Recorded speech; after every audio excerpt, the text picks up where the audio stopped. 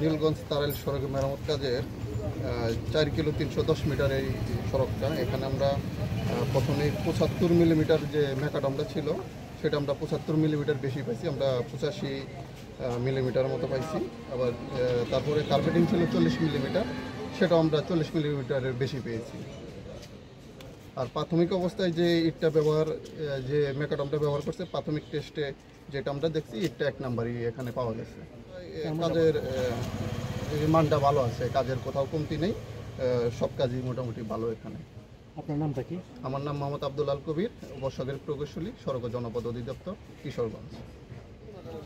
কিশোরগঞ্জ সদর উপজেলার কলাপাড়া মোড় থেকে নীলগঞ্জ বাজার পর্যন্ত রাস্তায় নিম্নমানের সামগ্রী ব্যবহার করা হয়েছে। এই অভিযোগের প্রেক্ষিতে আজ দুর্নীতি দমন কমিশন জেলা কার্যালয় কিশোরগঞ্জ হতে একটি এনফোর্সমেন্ট অভিযান পরিচালিত হয়। আমি ইশতেহাদ আহমেদ, সহকারী পরিচালক, দুর্নীতি দমন কমিশন জেলা কার্যালয় কিশোরগঞ্জ। আজকে এই অভিযানের টিম লিডারের দায়িত্বে আছি। তো আমরা সদর থেকে রোডস অ্যান্ড হাইওয়ে ডিপার্টমেন্ট থেকে একজন নিরপেক্ষ প্রকৌশলীকে নিয়ে এসেছি রাস্তার গুণগত মানের যে সামগ্রী ব্যবহার করা হয়েছে তার গুণগত মান ঠিক আছে কিনা তা দেখার জন্য। এবং আমরা যে রাস্তা যে এস্টিমেশন দেওয়া ছিল যে এই রাস্তার থিকনেস হচ্ছে ম্যাকাডমের হচ্ছে 75 মিলিমিটার হবে এবং হচ্ছে কার্পেটিংয়ের হবে 40 মিলিমিটার হবে। আপনারা দেখেছেন ইতিমধ্যে যে আমরা নিরপেক্ষ প্রকৌশলী উপস্থিতিতে আমরা হচ্ছে রাস্তা খনন করেছি, 3টি জায়গায় 3টি হোল করেছি। হোল করে আমরা থিকনেস পরিমাপ করে দেখেছি, সঠিক পাওয়া গেছে।